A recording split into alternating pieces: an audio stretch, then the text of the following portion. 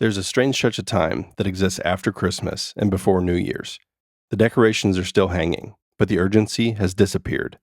The gifts have all been opened. The visits are mostly over, and the calendar suddenly feels lighter. It's a pause in the year where nothing is being demanded of you, but reflection starts creeping in anyway. And this is where When Harry Met Sally lives. It isn't a Christmas movie, and it never announces itself as a New Year's movie either. Instead, it exists in the in-between. A film built for that quiet window when the noise fades and you start taking inventory. Who you were this year, who you disappointed, who surprised you, who might still be standing next to you when the clock turns. Released in 1989, When Harry Met Sally arrived without spectacle. No sweeping fantasy, no urgency to impress. It trusted conversation. It trusted time. It trusted the idea that love isn't something you chase head on. It's something you recognize slowly, usually while pretending you don't care as much as you really do. The film unfolds across years, seasons, apartments, relationships, and emotional recalibrations. It understands that adulthood isn't linear. It's made up of restarts, defensiveness, optimism that hardens into caution, and friendships that quietly become the safest place to hide from wanting more. And then there's New Year's Eve, the one night that refuses to let you stay quiet, the countdown that demands honesty, the moment when loneliness feels sharper because everyone else around you seems paired off and certain. When Harry Met Sally saves its truth for that moment, not with spectacle, but with specificity, with irritation, affection, and shared memory. This is the story of how a small, talkative movie became one of the most enduring romantic films ever made, and why it feels most alive when one year is ending and the next one hasn't quite begun. The story of When Harry Met Sally doesn't begin with a romantic idea. It begins with uncomfortable conversations. In the mid-1980s, director Rob Reiner and producer Andrew Scheinman were both navigating life after divorce. Dating again wasn't exciting or cinematic. It was analytical, defensive, and occasionally cynical. They talked about expectations, disappointment, the strange performance of confidence people adopt when they're quietly unsure of what they want or whether love is worth the risk anymore. Those conversations eventually found their way to Nora Ephron. Ephron immediately recognized something truthful inside them. She wasn't interested in building a fantasy romance or a high-concept hook. She wanted to write about how adults actually talk when they're trying to protect themselves, how humor becomes armor, how certainty can be a disguise for fear, how people intellectualize emotion instead of admitting vulnerability. Harry Burns was born directly from that space. He's not cynical for comedic effect. He's defensive because he's been disappointed. Ephron later acknowledged that Harry was heavily informed by Reiner's own worldview at the time. Not exaggerated, not mocked, but reflected. Sally Albright was written as the counterweight. She believes in structure, in optimism, in the idea that life can be managed if you follow the rules closely enough. She isn't naive, she's organized, and organization feels like control. Instead of constructing the story around obstacles or misunderstandings, Ephron built the film around time. Years pass, careers shift, relationships begin and end off-screen. The question isn't whether Harry and Sally belong together. It's how long it takes for them to understand themselves well enough to make the choice honestly. That decision quietly separated When Harry Met Sally. It trusted audiences to recognize themselves in conversation rather than spectacle, and that trust became the foundation for everything that followed. Rob Reiner's influence on When Harry Met Sally isn't loud or stylistic. It's emotional. It lives in restraint. As a director, Reiner favors patience over momentum. Scenes aren't rushed towards punchlines or emotional payoffs. Conversations are allowed to drift, interrupt, and circle back. The camera doesn't insist on importance, it observes. That choice gives the film its lived-in quality. It feels remembered rather than staged. Reiner frames New York as an emotional landscape rather than a backdrop. The city changes with the characters. Autumn walks signal transition. Winter slows everything down. Time isn't measured by plot twists, but by seasons passing and lives quietly reshaping themselves. At the time of production, Reiner's personal life heavily informed the film's tone. Harry's certainty that relationships inevitably disappoint wasn't written from abstraction. It came from experience. Early in development, Reiner leaned toward a more unresolved ending, something ambiguous, something closer to Harry's worldview. But life shifted. As Reiner's own outlook softened, the film followed. The ending transformed from uncertainty into choice. Not destiny, not fate, A conscious decision made with full awareness of flaws, irritations, and imperfections. That distinction matters. When Harry Met Sally doesn't argue that love fixes everything, it argues that love is something you step into deliberately, a commitment made without illusion. Reiner's restraint allows vulnerability to surface without being underlined. He doesn't force emotion or announce significance. He trusts that if the moment is honest, the audience will meet it where it is. That's why the film still feels grounded decades later. It doesn't sell romance as inevitability. It sells it as a decision. And that philosophy is stamped across every quiet, conversational frame. Billy Crystal and Meg Ryan don't play romantic ideals in When Harry Met Sally. They play people you recognize. Crystal's Harry fills silence with analysis. He talks fast, jokes constantly, creates rules for relationships as a way to stay protected. It isn't arrogance, it's armor. He believes that if he explains everything first, then nothing will catch him off guard. Meg Ryan's Sally approaches life differently. She believes structure equals safety. If she orders things precisely enough, food, schedules, expectations, life will cooperate. Her optimism isn't naive, it's disciplined. Control is her way of keeping uncertainty at bay. Their chemistry doesn't arrive as a spark, it accumulates, built through routines, shared jokes, late-night conversations, and mutual disappointment. They don't collide, they settle into each other's lives. Meg Ryan's performance quietly reshaped the romantic lead. She isn't distant or unattainable. She's expressive, anxious, confident, particular. Vulnerability and control coexist in the same breath, and the film never punishes her for either. The cat's delicatessen scene has become iconic, not because it was outrageous, but because it was disarming. It expressed something rarely shown at the time: women owning desire without apology. In the famous following line, "I'll have what she's having," wasn't in the original script. It emerged during filming and instantly entered cultural shorthand. Reiner's direction keeps every performance grounded. He resists exaggeration, letting moments land naturally. That's why the romance feels earned. You don't want to be Harry and Sally because you already know them. One of the quiet reasons When Harry Met Sally endures is the way that it treats time as its true subject. The story doesn't rush forward. Years pass between scenes. Important parts of life happen off-screen. Careers shift, relationships end, confidence hardens, optimism softens. When the film returns to Harry and Sally, they aren't the same people they were before, even if the changes are subtle. That sense of lived time is reinforced by the interview couples scattered throughout the film. Older men and women sit side by side, recounting how they met. Their stories are imperfect and unpolished. They involve misconnections, delayed timing, chance encounters, and long stretches where nothing seems certain. These moments don't push the plot forward, they widen it. By placing these interviews alongside Harry and Sally's story, the film reframes romance as something accumulated rather than achieved. Love isn't presented as a single breakthrough moment. It's something built slowly, often accidentally, over years. Rob Reiner understood that perspective was more powerful than escalation.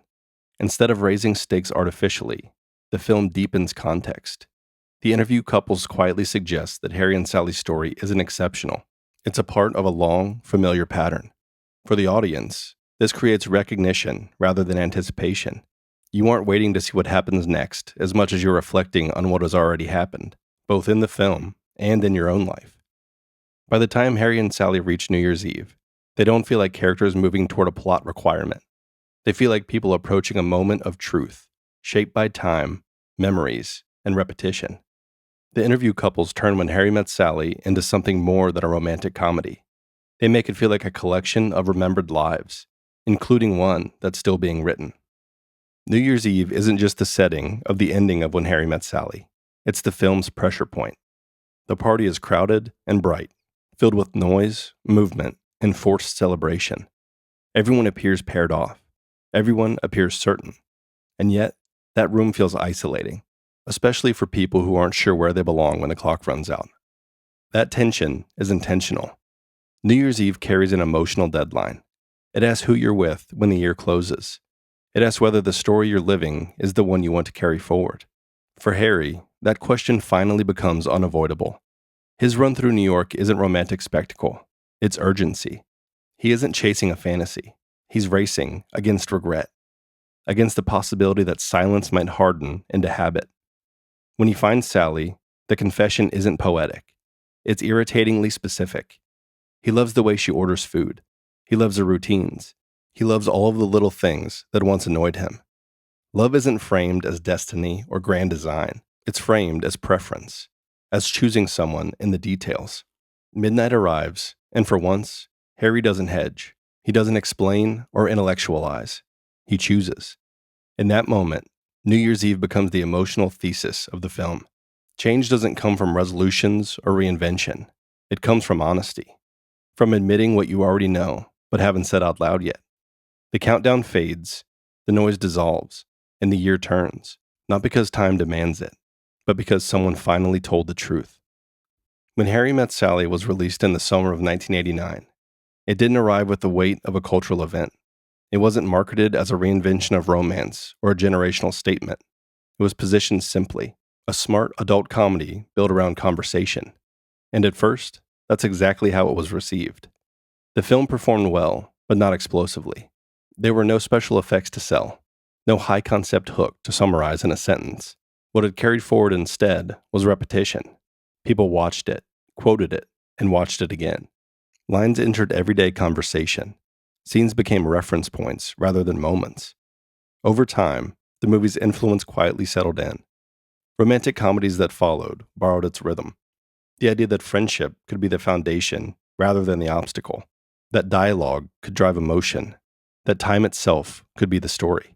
The genre shifted away from constant escalation and toward accumulation. Connection mattered more than conquest. Rob Reiner's legacy as a director became inseparable from the film, not because it was flashy, but because it trusted its audience. It assumed viewers were emotionally literate, that they could sit with ambiguity, that they didn't need to be told what to feel.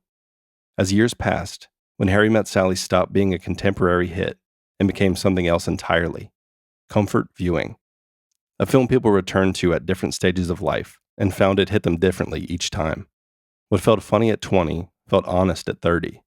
What felt romantic at 30 felt reflective at 40. The film didn't age into irrelevance. It aged into familiarity. The slow rise is part of its legacy. When Harry Met Sally didn't demand attention, it earned attachment. And that's why it didn't fade when trends shifted. It stayed. There are parts of When Harry Met Sally that unmistakably belong to the era. Some of the gender debates feel broader now. Certain rules Harry insists on sound more like defenses than insights. A few assumptions reflect a late 80s worldview that doesn't map perfectly to today. And yet, the movie's emotional core hasn't thinned with time. What still holds is its understanding of timing, the way people can be right for each other long before they're ready to admit it, the way fear disguises itself as certainty, the way friendship can become the safest place to hide from wanting something that might not last. The film never pretends its characters are correct in their philosophies. Harry is often wrong. Sally is often wrong. And that's the point. They aren't mouthpieces for truth. They're just people negotiating in real time. What is aged best is the movie's refusal to punish vulnerability. Sally's optimism isn't treated as foolish. Harry's cynicism isn't treated as wisdom. Both are framed as temporary positions, emotional strategies that evolve as experience accumulates. Reiner's direction reinforces this balance. He doesn't tilt the film toward judgment. He lets behavior speak for itself. The camera remains observational, not corrective. The movie trusts the audience to recognize growth without announcing it. In a genre that often relies on grand gestures and exaggerated conflicts, When Harry Met Sally still feels grounded. It suggests that intimacy grows through repetition, familiarity, and shared memory, not through spectacle. The idea hasn't dated. If anything, it's grown sharper in a culture built on immediacy. The film endures because it doesn't argue that love conquers everything. It argues something quieter, that people can change when they're ready. And sometimes, the most meaningful shift is simply admitting what's already true. When Harry Met Sally lasts because it understands a feeling most movies rush past, the space between endings and beginnings. It's a movie you return to when the noise of the holidays fade, when the decorations are still up, but the calendar is almost empty. When you start thinking less about celebration and more about honesty, about who stayed, about who drifted away, about what you're carrying with you into next year. The film doesn't offer reinvention, it offers recognition. It doesn't pretend people become new versions of themselves overnight. It suggests that change is quieter than that, a series of small admissions made when pretending gets too exhausting. Rob Reiner and Nora Ephron didn't build When Harry Met Sally around fantasy. They built it around conversation, around time, around the idea that love isn't something that crashes into your life. It's something you realize you've been living with all along. That's why the movie feels most alive at the end of the year. Not because it celebrates romance, but because it understands reflection. New Year's Eve becomes less about fireworks and more about clarity, about saying the thing you've been circling before the clock forces the moment closed. Harry's choice isn't grand. It's specific, annoying, familiar, and that is what makes it honest. In the end, When Harry Met Sally isn't asking whether love exists. It's asking whether you're brave enough to choose it, fully aware of imperfections, habits, and limitations. Some movies belong to a season. This one belongs to a feeling. The quiet moment when one year loosens its grip, another waiting its turn, and you finally decide what and who you want to carry forward. Before we close this chapter, there's one more place this conversation continues. Over on Patreon. Each week, I release Cinemastalgia Director's Cut bonus episodes that go deeper into the stories behind the movies we love. Not rewatches, not summaries, but the quiet details that shape how these films came together. Creative choices, behind-the-scenes moments, and the personal context that never quite fits into the main episode. If you enjoy sitting with these movies a little longer, if you like living in the space between scenes, that is where you'll find it. You can join us at patreon.com/cinemastalgia.